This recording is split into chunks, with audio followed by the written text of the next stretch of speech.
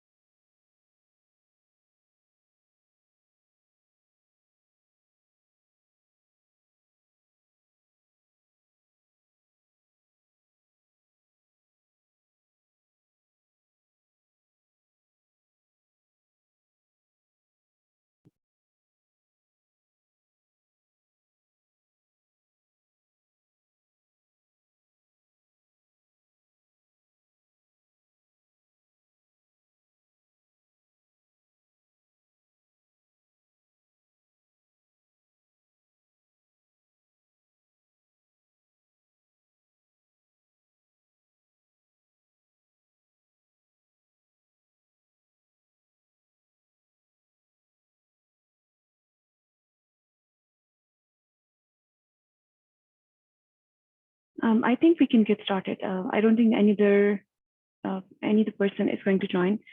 If you guys can hear me, I'm going to quickly ask you guys if there is anything that is expected from agenda that I promised during the week that we should discuss it in the SIG architecture. Remind me.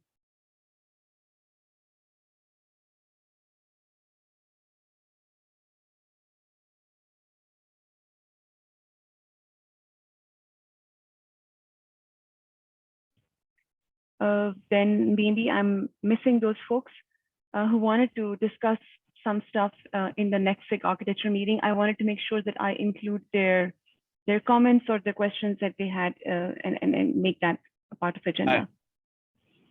Yeah, this is Sandeep from Hi, Samsung. Sandeep. I think I had what we discussed previously in few other meetings. I have put some WG4 related requirements, and we thought we can discuss with them. I think I have put that in a document which you have shared. Okay, Sandeep, this document is tagged on the SIG architecture, basically quick links in the stack. Everybody has access to that. So right, and I believe you have your contributions here, right, in the section where you talked about the possibility of including a closed loop scenario in our R2 requirements, right? And that's what you tried to include. So we definitely want to include this in agenda. I will give you 5-10 minutes to walk us through what your use case is, and we will incorporate that in the final document. I was reviewing the document a minute ago. There are not a lot of pending comments right now. Most of the comments are resolved, and most of the people have also given their inputs in the section. in the format that myself and Kaushik had presented. I still haven't received the feedback from Eric, which I hope that he would find time, because he gave some excellent feedback on the long-term requirements document. So I'll ping him offline and try to get his feedback. Other than that, I consider the feedback is complete, and whoever has given fresh feedback, and if they are available on the call, I would give them a roundtable to just walk us through this in 5-10 minutes, so that I can produce a consolidated version of these requirements for the Thursday meeting. Does that sound like a plan? Yeah, would you also consider the WG4 requirement which we have discussed in this document, or will that be separate? I think if there is something in the working group 4 that you believe should be a part of a release 2 focus, that particular part of the WG4 document should be here, so that we can give one document to SIG Automation for review. That is a consolidated document for the R2 requirements. Right. Okay. So I think I'll add it. Okay. You don't have the WG4 requirements for R2 yet. Yeah, I have in my separate document, not here. Okay. And then remember one thing, when we are trying to recommend something for R2, it doesn't have to be generalized. It has to be in the context of the use case that we are bringing in. So we need to draft our requirement in a way that is actually a little bit more prescriptive in detail. So for example, I'll go to my own requirements. So I already covered what's done in R1, and we already covered the gaps in R1. So that is the context that we must keep in mind when we're trying to propose something for R2. So R2 is an extension on the existing development of R1, and the use cases for that are, we have a 5G core and we have an open RAN. So if you have that type of situation in front of you, you're stitching a 5G core with a RAN. Now, what kind of closed loop, for example, scenarios comes to your mind with that integration automated? There are angles to capture that particular scenario by improving additional infrastructure automation capabilities. Like Bernard had some heavy focus on the CIQ automation, infrastructure automation, but that falls in the context of both 5G core and ORAN. I was recommending that we focus a little bit on the software upgrades and advanced policy and lifecycle management through dynamic parameter change. So I briefly discussed that, but I think SIG Automation would be looking for a little bit more detail from us on the scenario, on the specific closed loop action trigger kind of an idea, to give them a little bit more details on the kind of use case that this community is looking for. Okay. So right, let's brainstorm. I'm going to go to your section and see what you have added there and how we can make it more prescriptive for their details.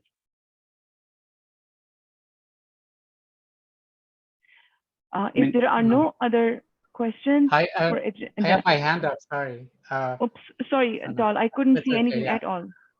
I imagine that. Yeah, it's a problem with Zoom. When you're sharing the screen, you can't see anything. So right, go ahead. I added my 2 comments I filled in to-dos in the main document. I marked them clearly with my name. So you can see my name right there on the right. I added this list. Yes, you're saying. Yeah, here? So I added, wait a second, there's just too many comments. Where is my, if you click maybe on my comment, it'll take you there.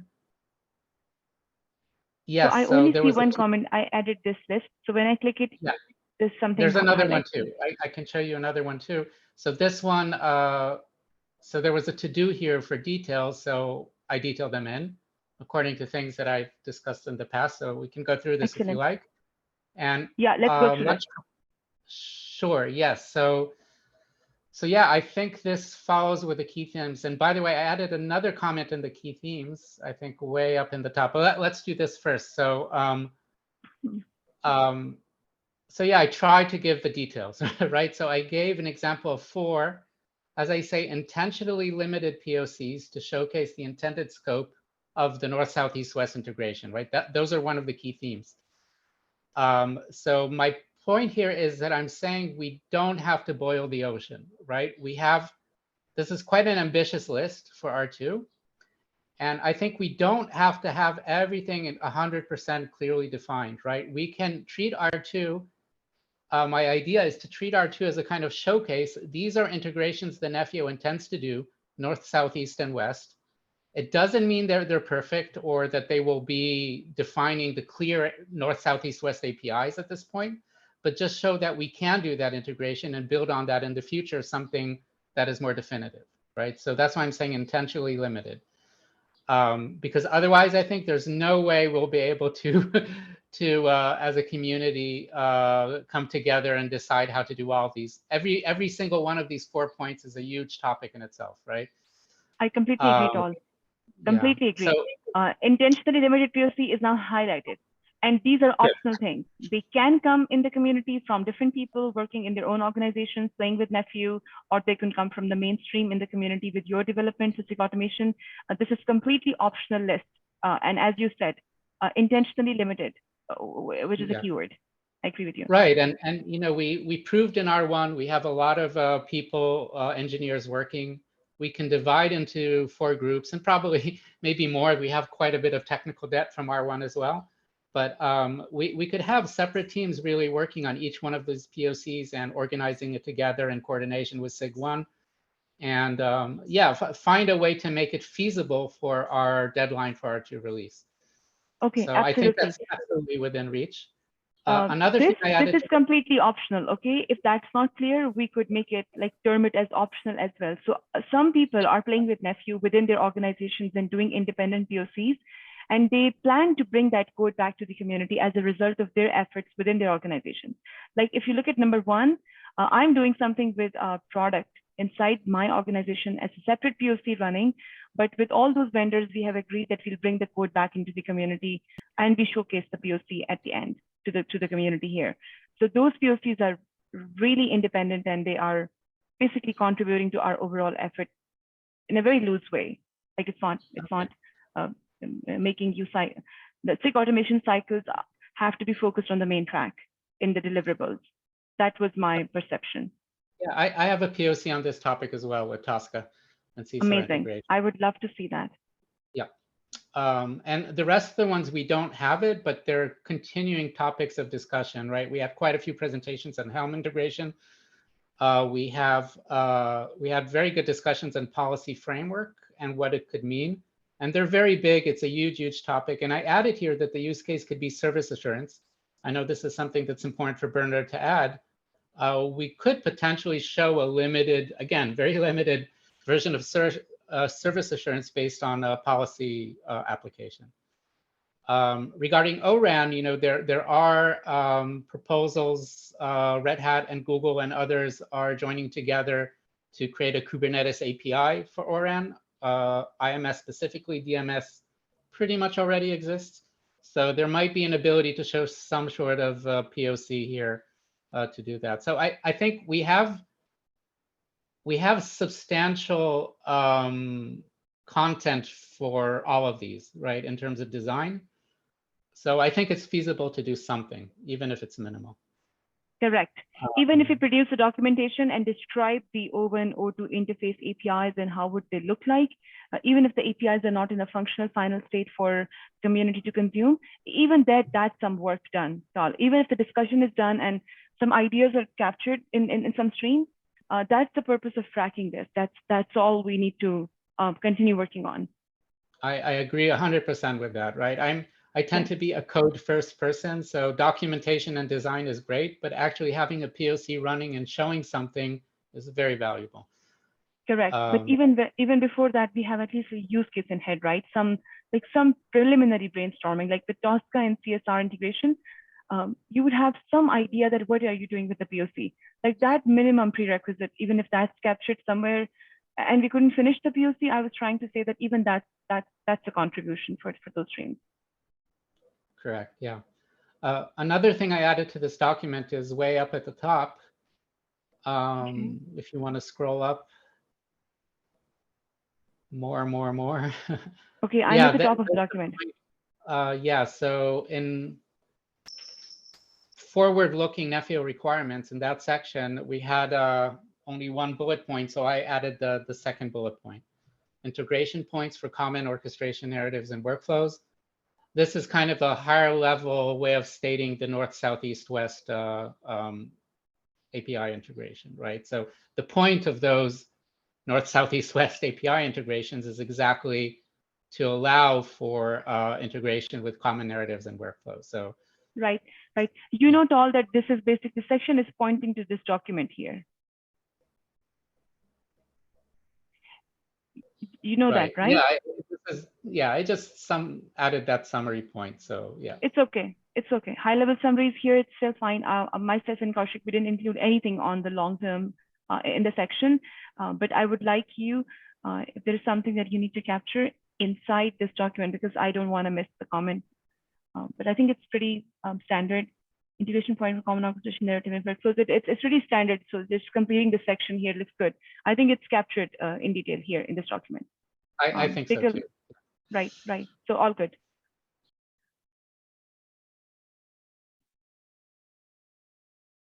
Sana, it's Wim. I raised my hand as well. Basically, okay. it's more clarification on what you were just discussing. Is first of all, for me, those 4 bullets, the use case that is behind is very open. It's not concrete enough. Can we make it a bit more concrete? And then secondly, what would be the deliverable for SIG2 on these things? Because a POC is not for me main code. It's not core, Nephew. Right. So how do is it like, because it's, at some point we have to say what we are going to deliver, right? And I just wanted to clarify a little bit what is expected, because a POC for me is like, okay, someone has an idea and he wants to show it. That's for me not what we have been doing in R1. Correct. Sidetracks. I agree. I'll clarify that. And maybe we have to do both. I'm not saying. I just wanted to clarify what are we expecting to get out of it, and now talking more from a SIG2 perspective. Okay, Wim. So Wim, when Kaushik and I put together this main document, we believed that based on R1, one is the main track.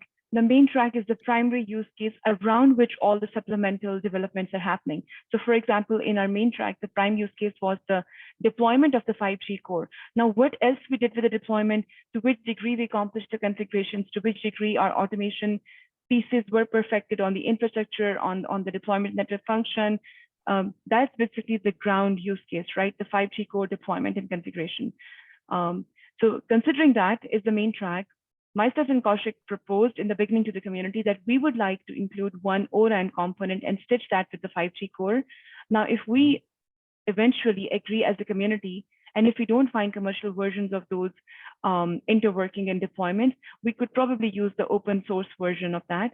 Now, if we consider that this is a 5G core deployment and integration and the ORAN VCU video deployment and integration is becoming a part of the main track, then what else can we do on top of it? Now we can look at one step deeper. We can look at the configurations of the infrastructure, which comes with the 5G core. If we have fully automated that, we are probably good with that. For ORAN, we'll see additional complexities on the infrastructure deployment and their configurations. We can probably include that. We can include the software upgrade of these components, the 5G core and the ORAN. And then we can look at the overall integration requirements of the 5G core and ORAN in a way that we could do an end-to-end call for which triggers the RAN and the core components for the demo. And these are all stretch goals. So in taking that the use case in mind, I tried to include some additional enhancements on the top, which would actually build on the use case that we presented for the main track. Now, my assumption is that I'm going to consolidate the document in a way that actually clarifies the questions that you're asking, and also simplify the comments coming from a lot of different organizations in a way that does look like requirements to you. So if you look at my team, I'm trying to say configurations include software upgrades. I'm saying let's do one policy use case on the top. I'm not prescriptively saying what policy use case, which is not right, which should be a little bit more detailed and prescriptive for you. Now, if you look at that, and these are the POCs, sidetracks, very similar themes. Everywhere we are looking at the similar themes for the POC sidetracks. So this is converging a little bit, I think, the document to me. And if you look at the Bernard's input, I think he's very, very focused on the infrastructure, CIQ, the infrastructure automation pieces. He's trying to include a lot of that in the scope.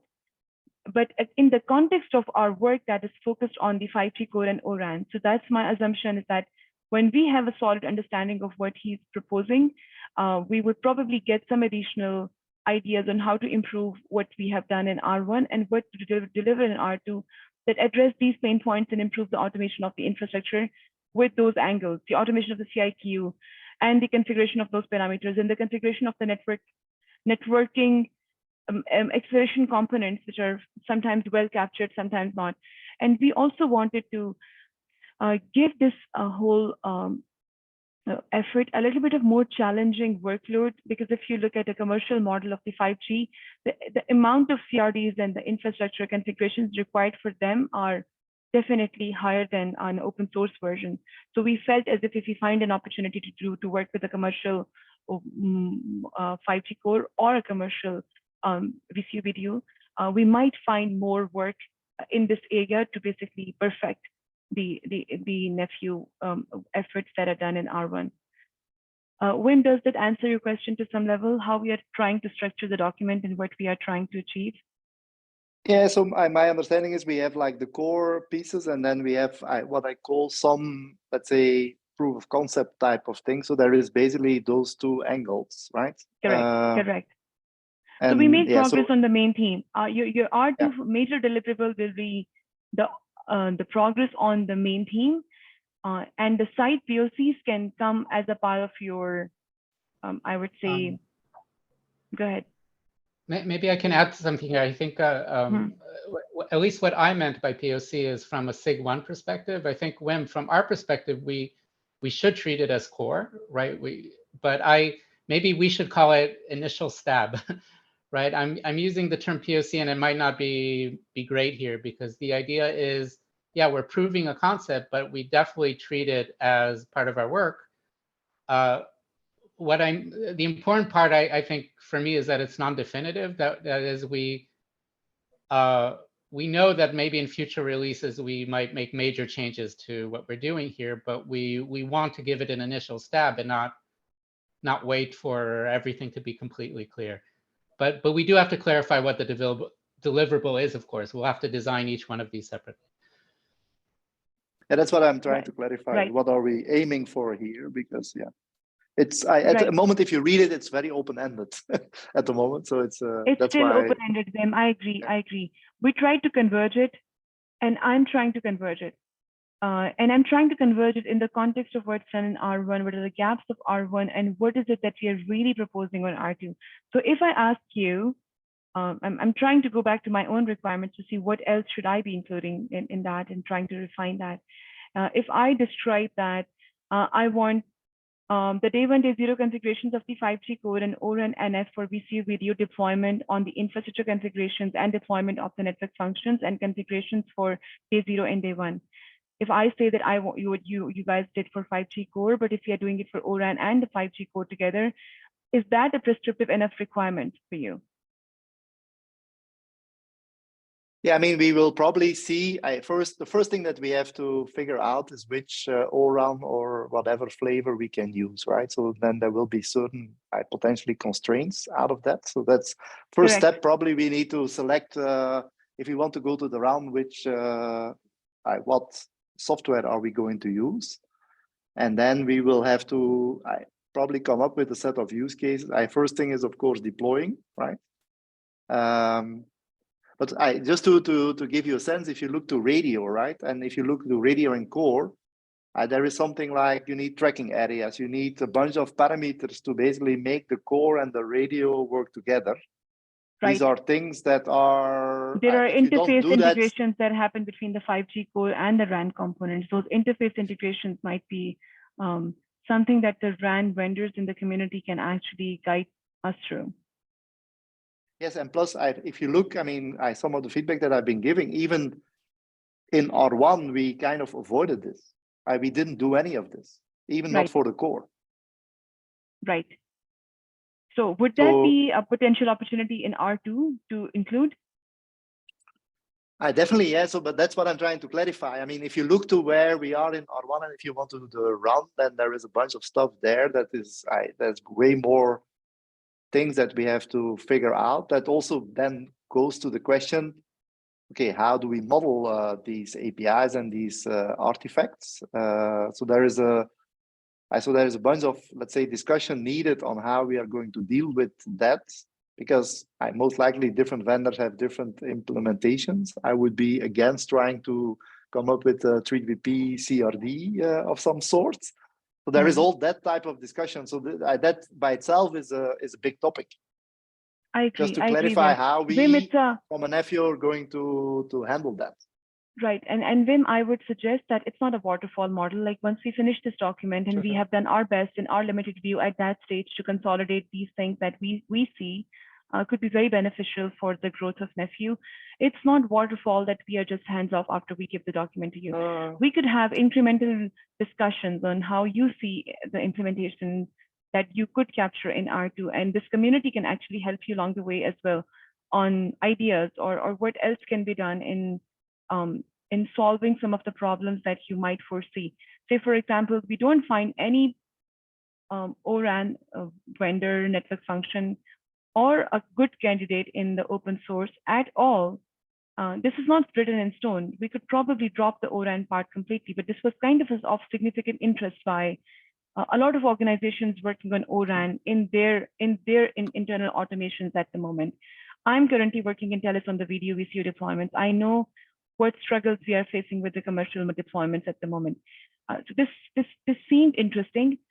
It doesn't mean that we must deliver all of that in R2. So I think that discussion will happen. Yeah. Go ahead. But we can already in parallel try to figure out which software we are going to use for ORAN.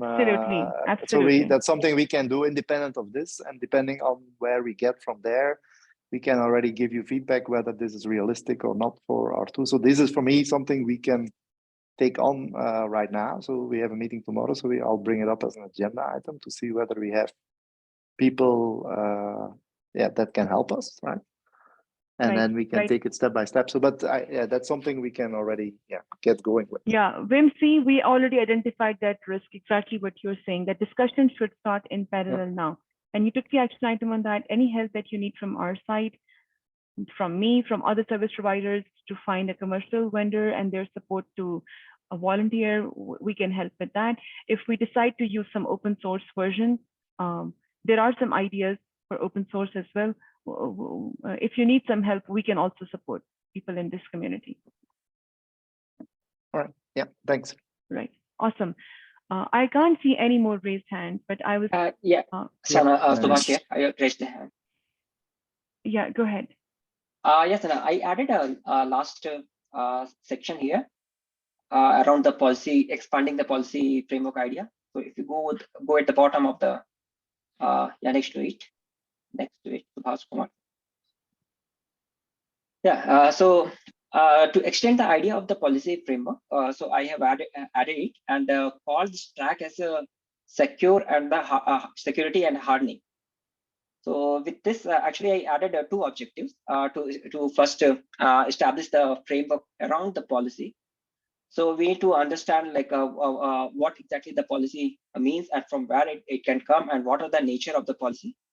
So with, so that is an objective for us. And also, I have added another point, security pen testing. So that will add. I heard that there's some folks are interested to do it. So I added it and called this track as a security and hardening. And around it, I have prepared the document policy framework. So you can see the highlighter there. So the document already I'm parallelly discussing with the SIG automation. So some use cases I have documented there, and I am working on it. So yeah, this was the overall picture around the policy framework. Is how I'm trying to do it in R2. So any comments? Sandeep, I'm trying to understand the. I'm trying to understand. Yeah, can you guys hear me? Yeah. Oh, sorry, Subhash. Subhash, I'm trying to see the input that you gave us. Does it relate to the main theme and the site track? I'm trying to consolidate the document eventually, so I'm just asking you very administrative question on the section that you. Yeah, it is related to sidetrack. In sidetrack, we have mentioned that policy framework to ensure the service assurance. So with this regard, actually, I am just expanding on the policy framework. And this is a POC proposal that you want to include for the sidetrack, and you're saying that you're already working on it. And you're just including that in this document so that this is captured in our records. Yeah. And already, I'm working on another document. You can see there's a link for it also. Okay. At the bottom, you can see there's a link. Yeah. There's a policy framework. Yeah. Okay. So anyone from SIG Automation has comments on it. You guys are well aware of the efforts that Subhash is focused on, and you guys are all aligned. So it's Wim here. If I may respond. So we had I think we had a discussion last SIG meeting about it. Yeah. There is some clarification. So we are actually reviewing this on how it fits and stuff like that. So we gave some comments on this. So we have been discussing this. So it's work in progress.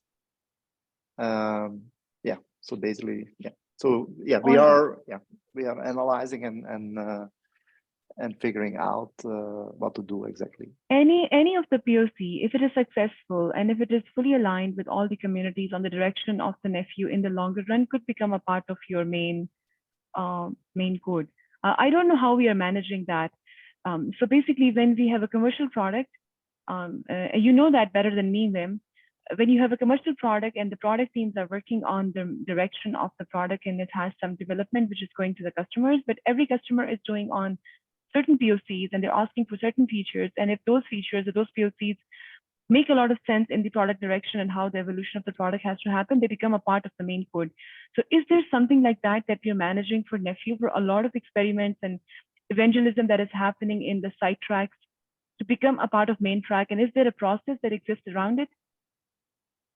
So it's one of the discussions. I know I asked a very overloaded question. I don't know how I asked. No, it is a very good thing because see, okay, when we started before R1, we had in the main project of Nephew, we created like POCs and stuff like that, right? So people were doing that. Now, when we went to R1, right? So we started to focus on what I call the core of it. So I don't think any of that code was used, right? But so we basically developed that. Now, if you look to the R2, if you even look to this document, we will have a mix, right? So a mix, what I'm saying is that things that we probably want to extend from what we did, right? And I call it core, and maybe this is maybe the wrong wording, but forgive me for that for now. I get it. I actually get it. And then, yeah, and then we now have all of these IDs, and the question is, what do you do with the code? So, so the first discussion that we had last thing is, where do we put the code? So so that's one of the hot discussions right now, because we have. So on one hand, you have the CLI. So if you provide the code, you have the CLA. But on the other hand, you also have to be compliant with a set of security rules and standards and what have you, right? So how do we do all of that? So that's a big discussion at the moment. I don't think we've concluded on how to do it. So that's basically, yeah, we don't have a good process at the moment around it. Within the Nephew community, there is one that is available today, is people show whatever they have made available, not adding the code into the Nephew repo and showing demos like that. But some companies have challenges with that because they need to go through approvals and stuff like that. In both cases, you need to go through approvals. But so there is a whole set of challenges regarding this at the moment, which we are trying to figure out how to deal with. Long story short. I get it. But as long as there is some concept around that, as long as the core component of Nephew grows to the point that we see that it has a solid direction and some solid principles on which that core code is built, I think it would be very easy to understand that this particular POC could become a part of it. And this particular POC is looking very good to basically fall into our main core code because it has delivered X, Y, Z success that is actually in line with what we wanted to accomplish. We would actually have a bigger direction. But right now, I understand what you said. It's a very evolutionary stage for Nephew, even the core part of it to begin with at this stage. So it might be early, but I think it's something that we should accomplish, like at some stage, the process on. See, the problem is not to do the POCs. The problem is where to put the code and where should it belong. I think that's the main challenge. So it's not to do POCs. I think we have no problem with, right? The problem is where do we land the code eventually? Right. Yeah, and I think that as we discussed, I think we are trying to figure out TAL is actually TAL discussed with the SIG release, and I think we are going to propose something to TSC on this one in the next meeting. Yeah, I think I want to retract the word POC that I put in this document because I think it ended up being more confusing. I don't necessarily mean POC. I mean it in the most abstract sense that we're trying to prove something, but we can decide on a case-by-case basis which part would be core or not. I think those are issues for SIG automation. From this design perspective, I think it's clear that we want to showcase ability. How we actually incorporate it will be up to us. As Wim said, you know, it hasn't been clear until now exactly what is core and what is the reference implementation. I have a feeling that that kind of division will evolve. At this point, we're kind of working as one monolithic distribution, right? Even Free5GC, for example, is that part of our core? Well, no, but it's an example, but we still include it in our distribution. And the beginning, the first version of your distribution. And of course, every version is also evolving and improving and becoming better, or maybe changing things in it. So I agree with you, Tal, on that. If we have more network functions joining in, if it's OAI or something else, then we might want to organize those in a separate place that it's clear that it's not part of the core, but rather part of our general ecosystem. So we're evolving. Correct. And after some evolution, I think this whole community will be at a much better stage to place the outcome of the POCs in a much better way. So sometimes a POC and the outcome of POC is just used for the sake of learning. Like we do POCs in our organizations all the time. Some POCs are just for the sake of learning, we throw them. Some POCs are so successful that we work with our vendors. The work that we develop in those POCs become a part of the main products. We commercialize that, we put that in production. So sometimes POC can lead to that as well. And we, at the beginning of the POC, we don't know where this would land. So this applies here in this situation as well, Tal. Like what would happen with each POC that is happening. We have a few hands on the list. I hope we can get to them. Sana, just before closing this topic, Sana, just before closing this topic of policy, I have two queries. So currently we are calling it as a sidetrack. Would it be possible that let's say we did some development and be part of R1? And then the second query, if we develop some code, so where we need to actually put around the those developed code around the policy, where we keep it, and how the people will collaborate on it. That's a SIG 3 and actually a TSC issue eventually. That's what the one we just discussed, Suba. So so it's not for this SIG to discuss. I think so the code. So that's the thing that the thing. So develop. By the way, the message is develop. To everyone on this call, develop as many POCs as you want, right? So don't the thing what we are challenged with at the moment is, where do you put the code and what level of quality and whatever do we expect and so on and so forth. So it's more, it's not do POCs, but we just have a question is where does that code sit eventually? That's the debate.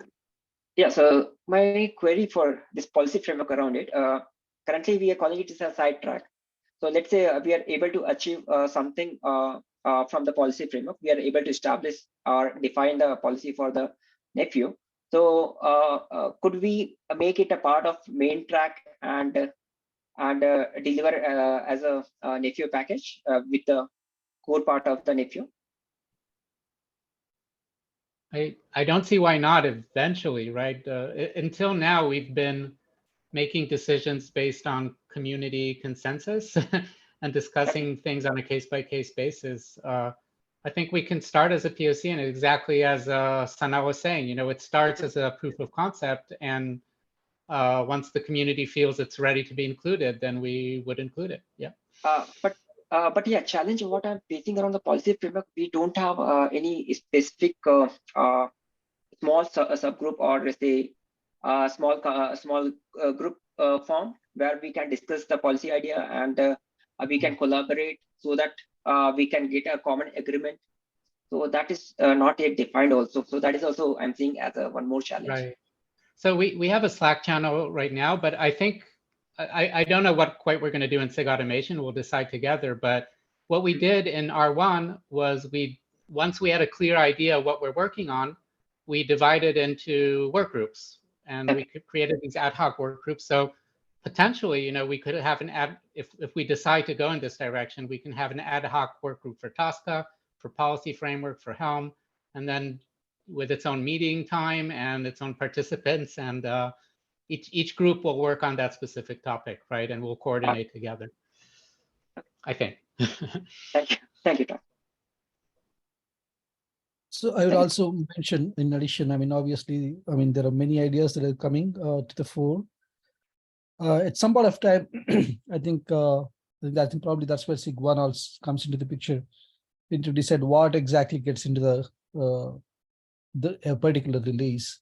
So that's also we need to consider when we're planning. We have a release, in my understanding, every 6 months cadence, right? So probably it's good to understand what gets into a particular release. So even if there's a POC working in place, probably we can, if it is not in a particular plan for a particular release, then we can plan it for a subsequent release. What I'm saying is we need to have some kind of a release discipline as well, so that we can anticipate and predict, and also pipeline the features that are coming in the releases. Thank you. Yeah.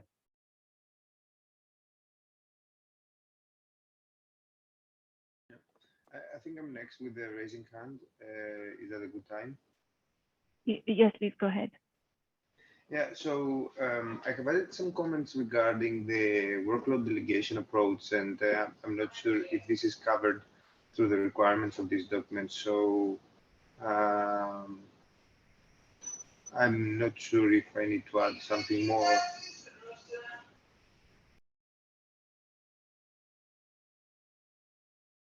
I did not get the question. Can you repeat? Probably your audio got a little faint in the end.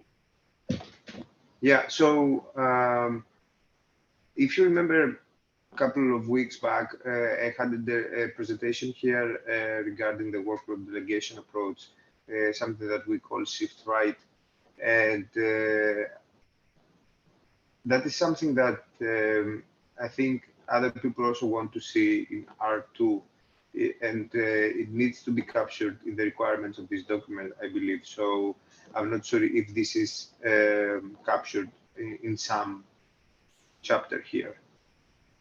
Actually, all the chapters are contributed by people in the community themselves. Like myself and Kaushik, in the beginning, we only provided a template. So everything that's in the document right now is basically contributed by someone.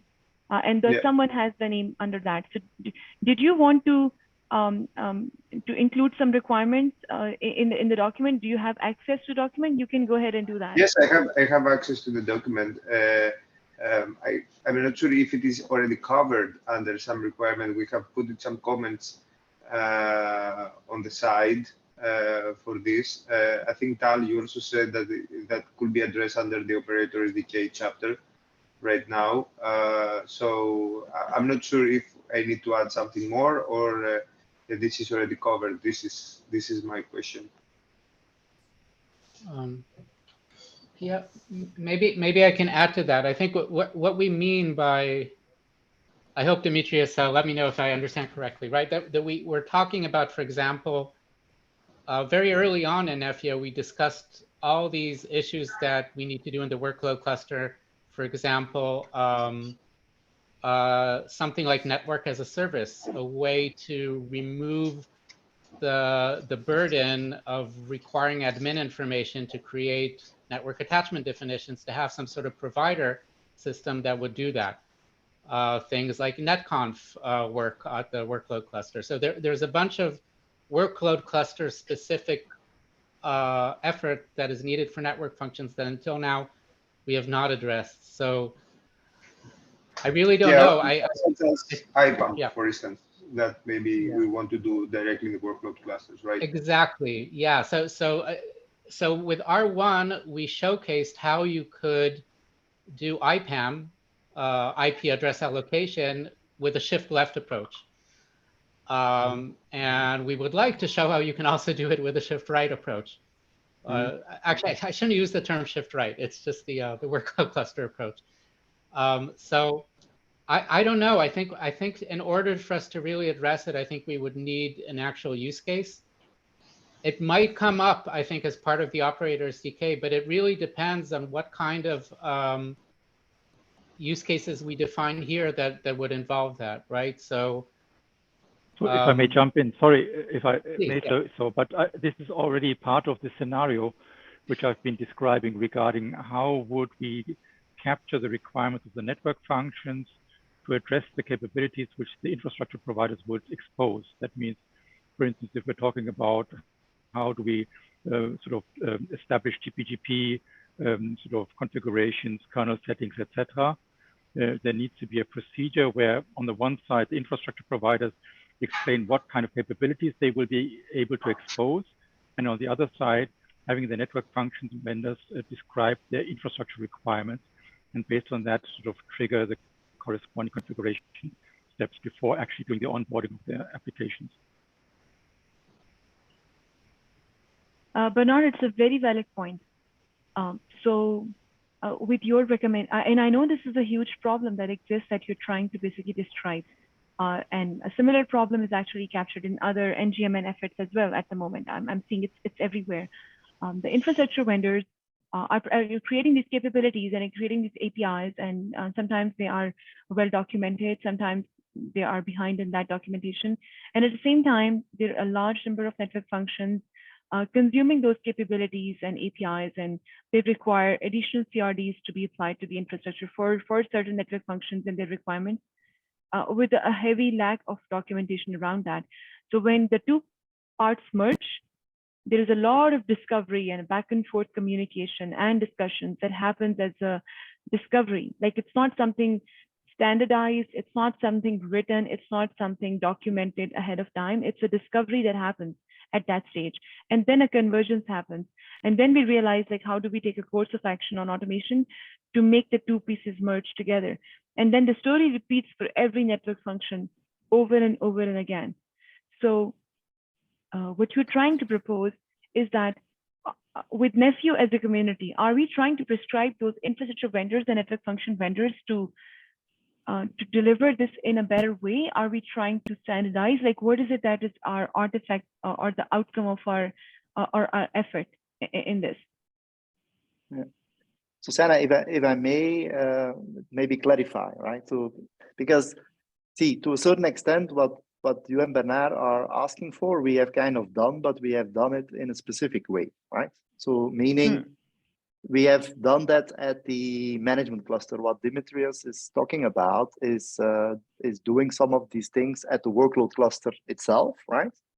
So for example, the IP address at the moment is actuated. So basically we have like an infra provider who says, okay, this is the subnet that is allocated to this cluster.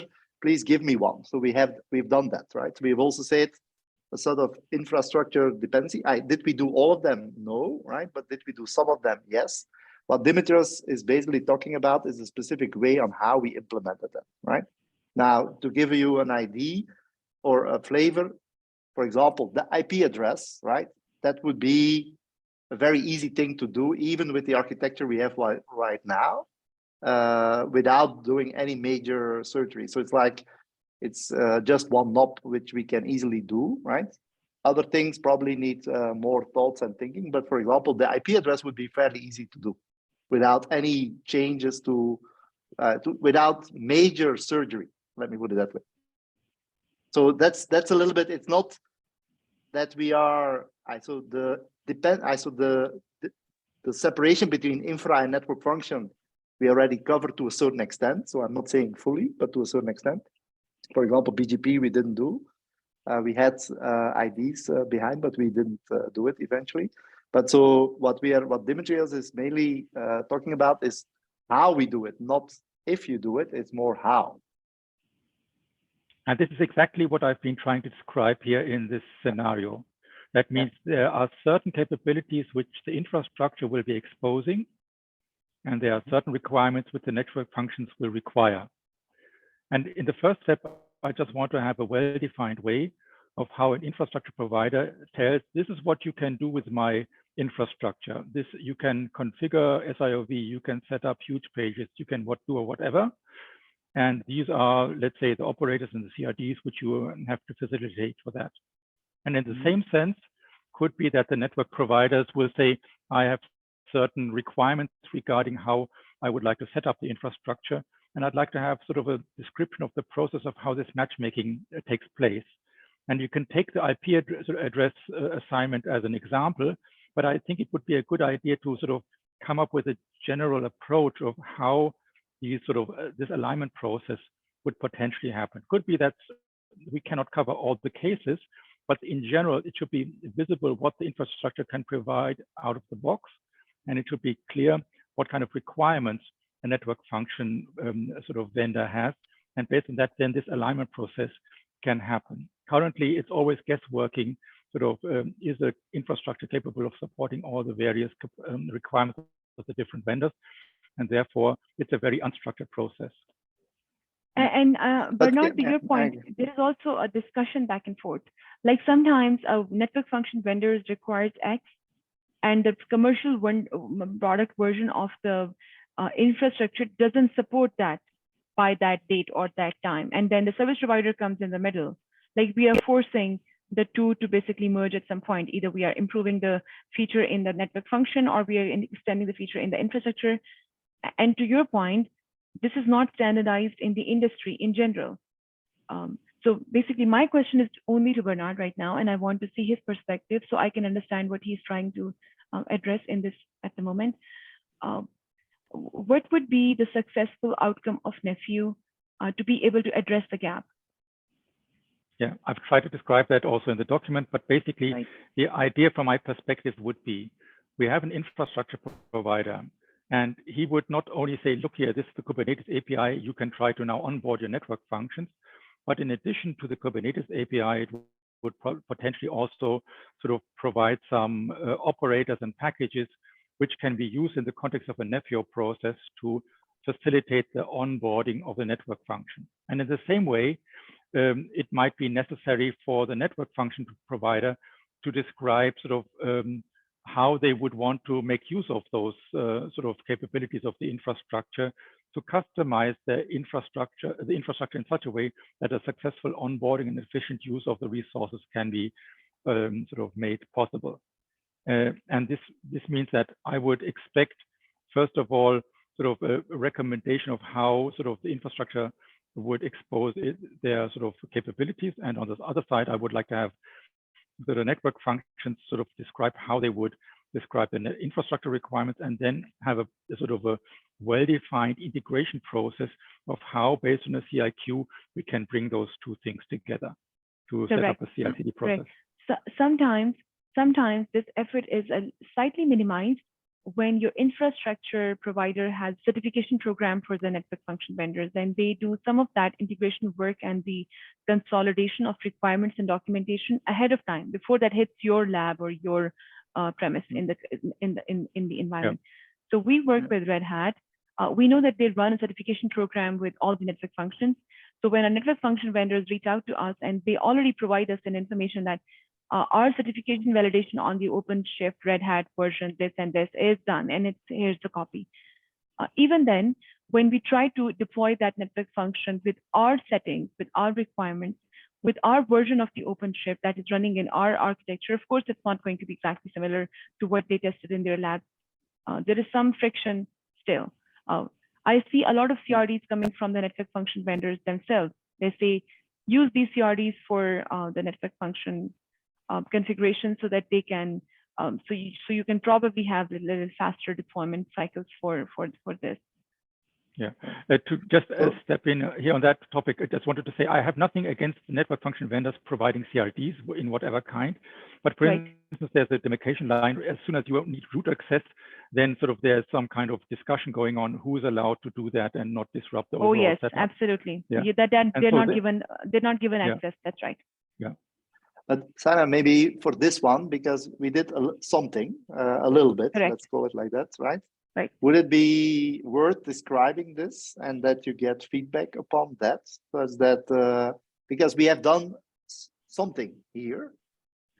Wim, if you want, let's describe that in response to Bernard's question, and let's see what's done, and then what else we need in the R2. Okay, so I'll take an action to document what we have done in R2 and how it works. In R1, you mean, right? Yeah, R1. And then at least we can take it from there and then see what needs to be added or what is missing or what are the key points that is missing, and then we can extend, because that would be very good.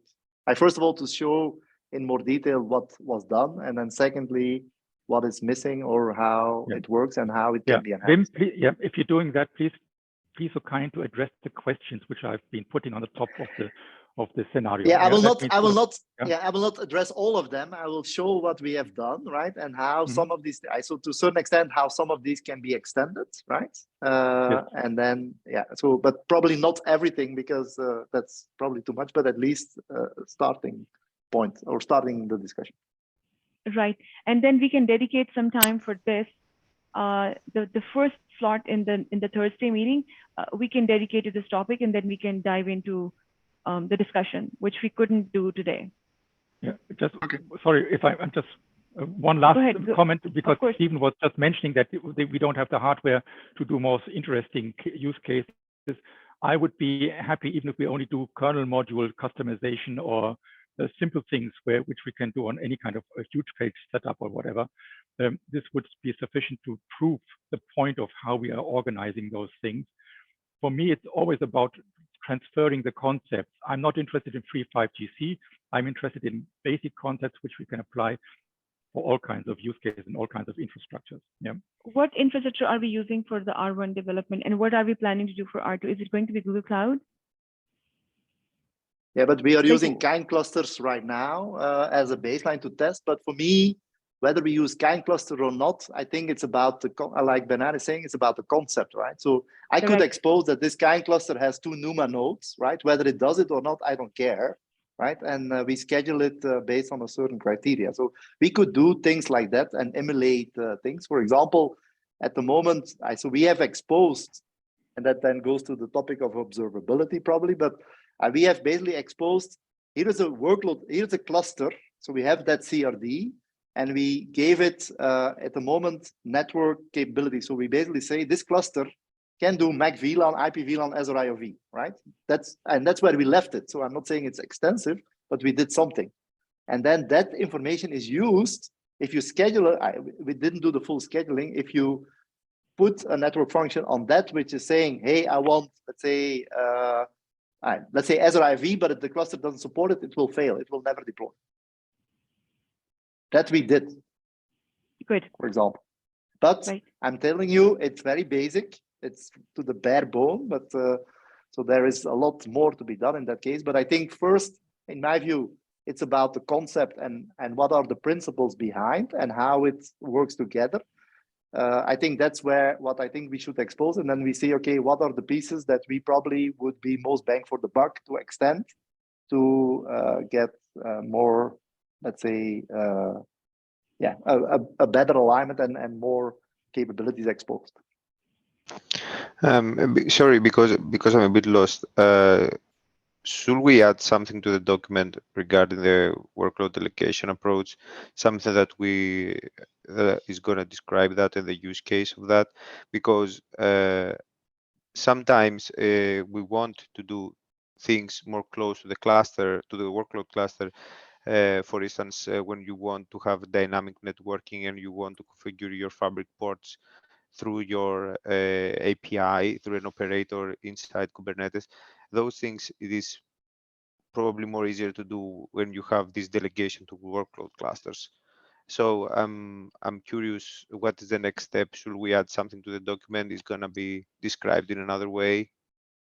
Really, I'm a bit lost right now. So Dimitrios, also for the network configuration, we did some of that in R1 already, by the way. I don't know whether you have seen that, but some of the configuration of the network is done in R1 even. And where you put that operator, we couldn't care less, right? At the moment, it's on the management cluster, but you could easily put it on the workload cluster. It will do the same thing. So we in R1, we already do this, by the way. I mean, I'm talking about the network configuration. That's why I'm thinking. I think what for me we should do here personally is see what we did in R1 and what are the gaps, and then go from and then see, okay, what do we need to add going forward. I think for me that's probably the best either, because I think a lot of people don't have a good understanding of what we did with respect to this. Okay, are we gonna have like a working group to actually describe that and discuss, or? My plan is on next Thursday to discuss what we did in R1 with respect to this, right? And then we'll take it from there, I think, or at least that's how I understood. Next Thursday, okay. In which meeting? The because SIG probably I have a 1. conflict there. Okay, probably I have a conflict for that. I don't know. Yeah, okay. I will try to. So next Thursday, next week. Okay, I will try to join there.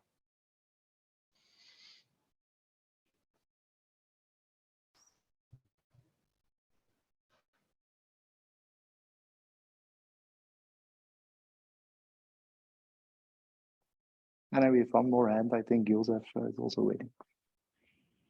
Are there any more hands or no? I'm gonna just yeah, Joseph. Yeah. Okay, one more. Hello. Yes, we can hear you. Yeah. Okay. So this is regarding the RAN open source RAN topic that you had raised earlier. So I just wanted to highlight that we had looked at some of the open source RAN and how to deploy it using Nephew. So we just started with OAI, and we have done an initial implementation, a controller, a K8 controller for OAI RAN, and we've done an end-to-end call. So next step for us is to look at how we can use Nephew to deploy the same. So I think it would be useful here for Nephew. Maybe as Wim mentioned that we need to explore probably other open source RAN as well. So we are looking into those. So maybe Wim, we can sync up on this topic. Yeah. So can you join tomorrow's SIG2 meeting, Joseph? Yeah, sure, I can join. I put it as an agenda item already on there to discuss. Okay, So sure. And if you maybe can do a demo what you did, that would be fantastic. Yeah, sure, we can do that. Okay. Perfect. Yeah. Okay. Yeah, we'll sync up tomorrow. And share the feedback, Wim, on Thursday meeting with us. If you have some success, some progress made on that direction, would be happy to discover. Yeah. Okay. We'll do. Awesome. I can see two more raised hands. It's Joseph and Dimitrios. Yeah, mine is done. Okay, thanks. Okay. I know Dimitrios removed his hand as well. If there are no more comments and questions and no more raised hands, I think we are almost 4 minutes above the top of our hour.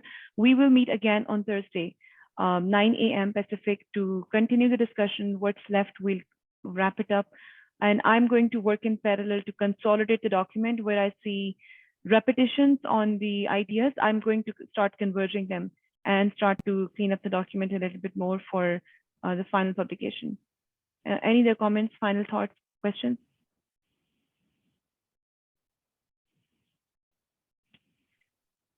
All right then, we'll see you guys on Thursday. Thanks everyone. Thank you. Thank you. Thanks.